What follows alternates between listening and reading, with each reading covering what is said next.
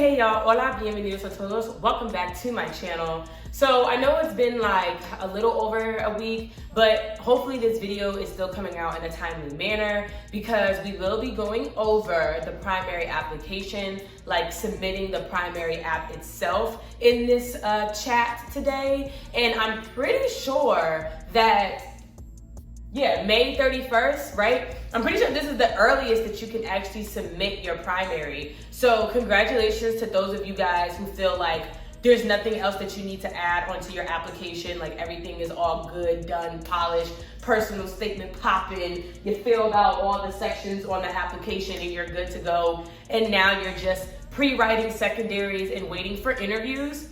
Congratulations to you guys, because this is just like a huge step in just kind of tackling the beast that is applying to medical school. So one thing off your to-do list, that's great. But for those of you guys who are more like me and we're in the boat of I am not submitting as soon as that thing opens, like I have some other stuff to work on, I hope that this video is going to be helpful. And I'm just going to jump right into it because these chats tend to be pretty long because of all the information and the stuff that I cover in these subjects. So yeah, like let's just go ahead and go. So I think the first thing that I need to say is, like I said, you don't need to submit today if you feel like your application is not complete. You honestly don't need to submit like anytime soon, unlike what people tell you. I kind of briefly mentioned this in my last video where I said that I actually submitted my application on like the 9th. However, my application wasn't even considered complete until mid-July because I didn't get my score back until like July 20th. And that score, I needed it in order to continue applying to some of the schools that were on my list. But rather than kind of like getting into those details, I feel like it's better if I just kind of go through the actual sections of the primary application and just give you like tips and tidbits on each of them. I don't think it's necessary for me to show you what my application looked like, only because this is kind of like the information that's on the primary application is very much like black and white. And I feel like there's no need for me to go in depth because I've already made separate videos on the sections of your application that need that kind of in-depth work, such as the personal statement and your secondary essays. So yeah, I'm not gonna be showing you guys anything. Instead, like I said, I'm just gonna walk through each section. So the first one is like your identifying information, which is literally just like your name, your name and just other like basic information, birth date, where you were born, whatever. I actually had to ask my mom where the heck I was born at, y'all, because I did not know that that was like common information for people to know. Like what? Like I didn't, And then the second section is schools attended. So starting with high school, this section can be pretty tedious if you have multiple schools, right? Like I was a transfer, so I ended up having to enter in both of my institutions, my original institution and the one that I transferred at. Then I also changed my major. So just kind of paying attention to those minor details if you were a transfer student and you're in that boat, as well as being aware that that's something else that's like a monetary amount that you're gonna have to add to like your list of finances because you have to get a transcript for both. But that's only like, I know for me, it was only like $8 each, which isn't really like that big of a deal. Then your next section is your biographic information. This section was also pretty tedious, in my opinion, if you moved around a lot, because I know I did. I moved like, I don't even know how many times I've moved. But just filling out that information, like childhood information, where you grew up, and like just some of these other kind of questions that they ask in this section, it just was pretty annoying. But again, I feel like this is also pretty straightforward. The only section that I think really gave me a challenge and that was like, all right, bro, like this part of the application is kind of taking me a bit, was the coursework. And that's just because you have to match exactly what the AMCAS is asking for in terms of your coursework, specifically the course classification. I know I took a couple of like weird classes that I didn't know how to categorize, such as like, I had like a like an introductory seminar when I was in freshman year at my original institution. And then I had like another seminar type class once I transferred. So just trying to figure out like what category would that be under for AMCAS. Sorry. Because for those of you guys who are still like working on an application and like you haven't gotten to this part yet, you'll see it says you need to put in the year, the term, the course classification, the course name, course number, credit hours, transcript grade, and then any special like course annotation. So if it's an honors class or like an AP class, you also had to note that in this section. So this was overall just like kind of a pain in the butt. Especially the year classifications. Like, I don't know why, but for whatever reason, I was having like a tough time classifying like the academic year based on what AMCAS wanted for some of my courses. So like some of my winter/spring semesters, they fell within like the 2016-2017 academic year, even though technically I was taking the class like in it was weird. So that's just something to pay mind to. And then again, like just the course categories, making sure that you can actually identify what type of class it is and what it would fall under, like one category versus another. So for instance, like I took like a biblical archaeology class, and I was kind of confused on whether or not that would fall under philosophy and religion, because we weren't actually talking about religion. We were literally just looking at artifacts that happened to be in Jerusalem. So it was like, does that count? And then another thing, right, like when I came to Morgan State, it was required for all students to take African diaspora, which is like a special type of history class specific to Black history. However, I didn't categorize it as a history class. I had to categorize it as special studies, which I thought was dumb, because I'm literally like, African diaspora is, again, it's Black history, so why would it not be a history course? So it's just those minor details, as I said, that you just want to make sure that you're paying attention to and that you're categorizing them properly. Like some of my physical education classes were considered other. So I actually had to go in and use the AMCAS like reference book when I was doing this section, just to make sure that I was filling out everything properly. Because what you don't want is to fill this section out wrong, and then they kick it back to you because they're like, this isn't matching the transcripts that you gave us, and now you have elongated your processing time, which is already like a 3 to 4 week estimate, or like a 3 to 4 week time frame. Now you're looking at maybe like 6 to 8 weeks, simply because you entered in a course wrong. So you just want to be very careful on that section. I talked about the work and activities section already. If you didn't see that video, it was my last video. I'll leave it somewhere up on the screen so that way you can like jump to it if you want.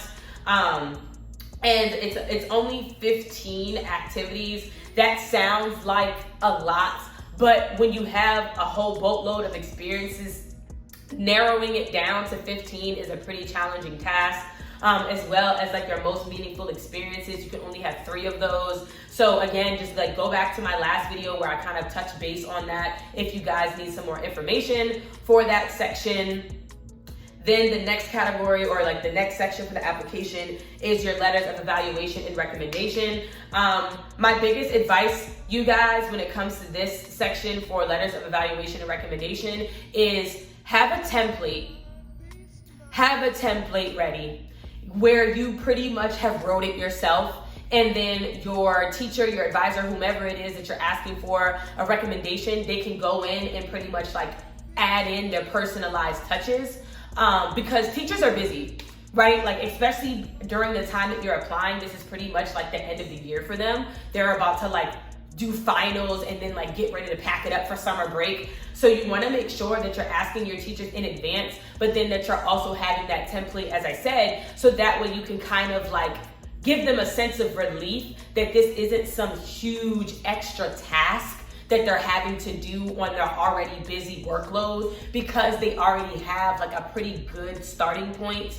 I'm pretty sure that I have like a template in my like pre-med materials folder that I made for you guys. If you didn't get access to that folder and you would like to, I'll leave my YouTube email address up on the screen. Just shoot me over an email and say that you would like to be added to the folder. Right now, I'm pretty sure there's only like one person who actually bothered to email me and get access to the materials. But like if you do want them, it's there, it's available, and a kind of a template for these recommendation letters is in there. I used it, made it myself. And yeah, I just found that that was a lot better than trying to rely and wait on my professors and whomever to write something from scratch. So yeah, that's just a recommendation for you with this section. I think you send them like a letter request form, and you know, they get it in their email. It's like a pretty simple process. They pretty much like upload their recommendation to this portal, and then you get an alert that lets you know that it was received. I know for a lot of schools, the average seems to be at least 3 letters of recommendation. I would say shoot for 5, with 2 of them being science teachers or people who know you in that like scientific capacity. And then if you can, try to have somebody from your extracurricular activities write you one, just because they know you in a different light outside of like books and brains. They know you as like a human being, and that's just always nice to have that letter of recommendation that kind of like rounds you out. I know for me, I got a letter from my track and field coach, and it was like an absolutely phenomenal letter. So yeah, that's that.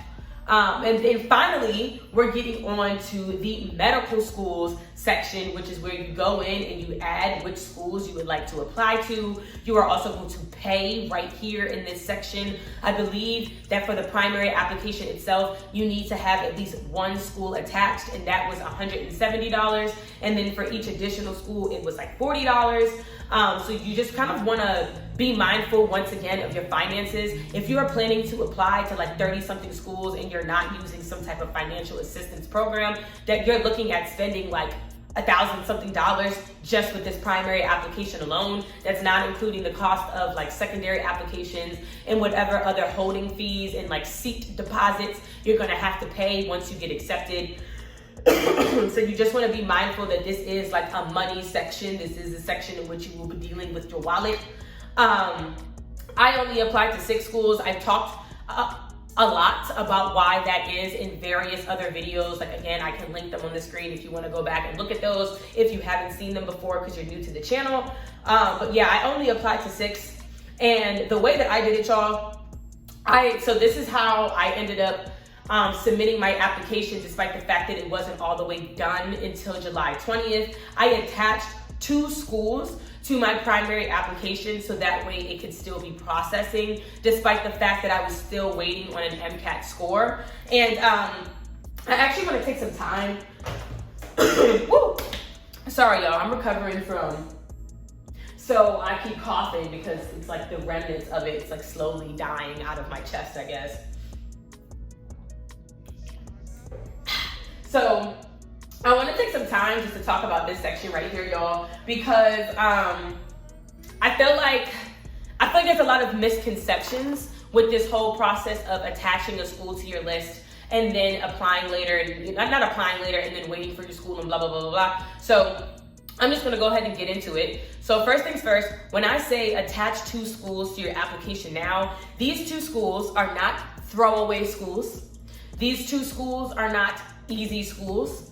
These 2 schools are not within your reach schools. I hate all of that terminology because I think it's very cocky, for lack of a better word. I feel like to say that an accredited institution in which you will be getting a medical education that hundreds of students get rejected from each year, to call it an easy or a throwaway school is ridiculous. There are so many factors that go into why or why not you don't get accepted to a program. So I just think that it doesn't do you any justice to go in with a mindset of thinking this school's gonna take me because I'm way above their MCAS score. This school is gonna take me because I'm way above their GPA. Like, this school is low key, not even in my league. Like, I'm out of their league. I think that is ridiculous. I think that is a bad juju to put out into the universe, because I'm going to tell you right now, the 2 schools that I attached to my list were two schools that my friends who had higher MCAT scores, more clinical experience, more research than me, got rejected from. They were either rejected or they were ghosted. Whereas for me, I was getting responses back like butter. I was getting interviews. I was getting an acceptance from these two schools. Whereas once again, my friends who were better than me, if we're talking on paper, didn't hear back anything, didn't hear anything back at all or were rejected. So I just feel like that in itself should paint you a picture how unpredictable this entire process can be. So to again go in with this kind of macho, machismo mindset of these schools or whatever schools because they're easy for me. I just feel like you're setting yourself up for potential disappointment in a rude awakening. So just don't do that. Humbleness is always the way to go. To determine which two schools to attach to your primary application, if you are still waiting for a score or you are still debating on which other schools to apply to schools that you are the best fit for. If you are a research intensive person, attach a school to your primary application that is also research intensive.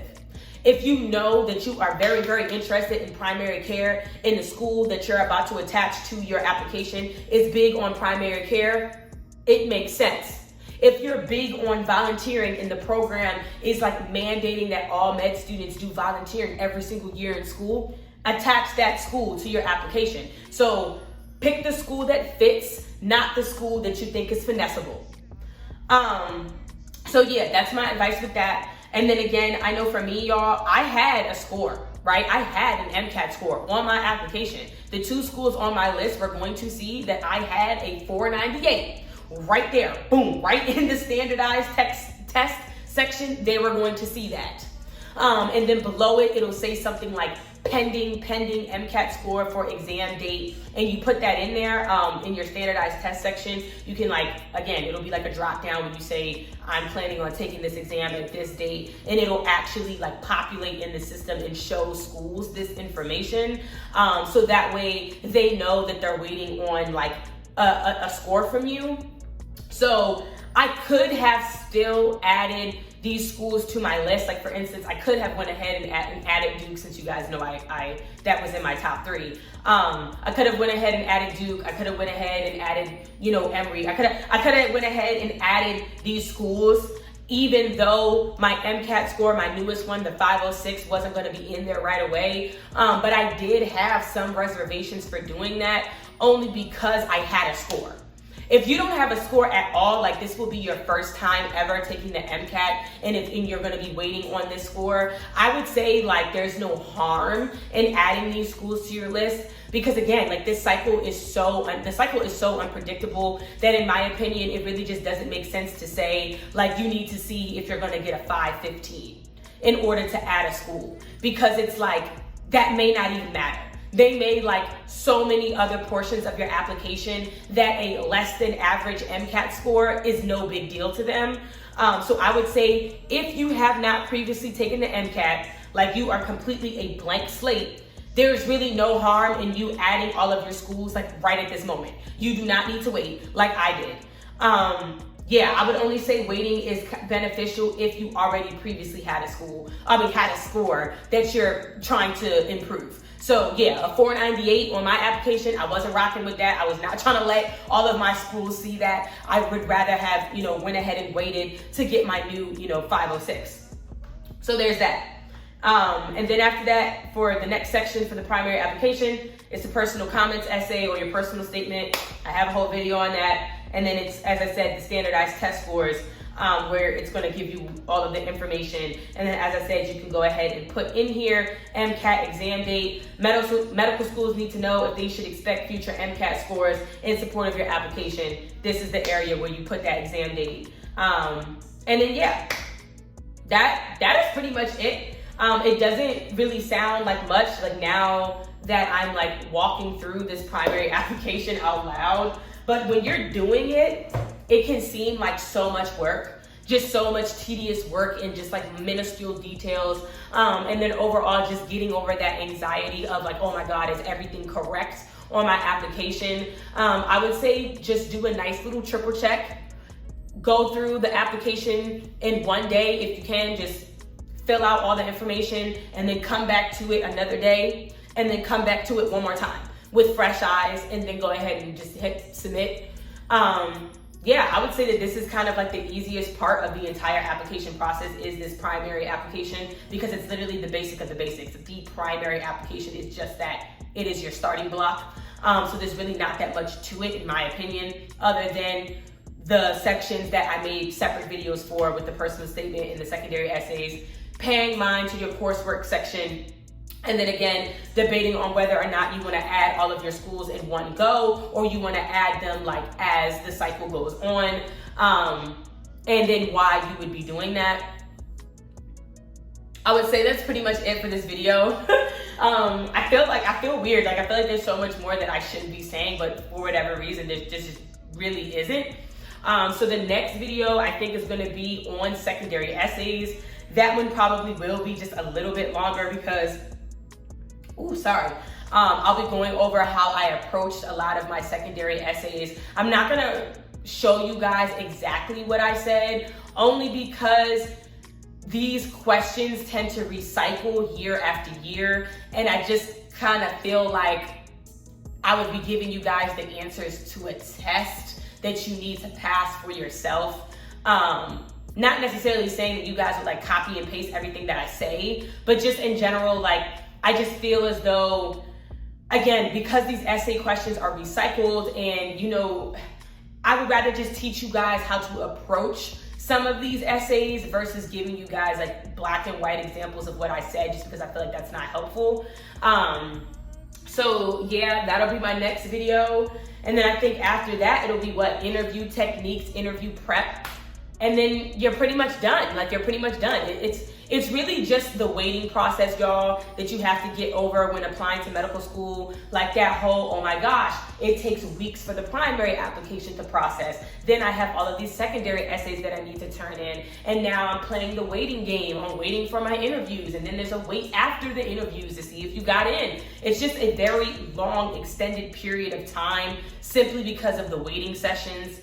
But the actual work itself, other than that, is not bad when you know how to approach it. So I really hope that these videos are helpful for you guys as you're going through them. Please let me know down in the comments below if you need me to go over other stuff, or you need me to go in depth or in details on something else that I'm just not thinking of at the moment. Because, you know, I'm not perfect, right? Like, even though I just went through this process myself, there's probably a lot of things that I'm forgetting because your girl, again, I'm done. Like, I do not want to ever have to go through this process again. Shout out to you guys who are re-applicants as well, because I know that that probably was a lot of determination to start over again. That's just a different type of grit that I don't think that I would have had.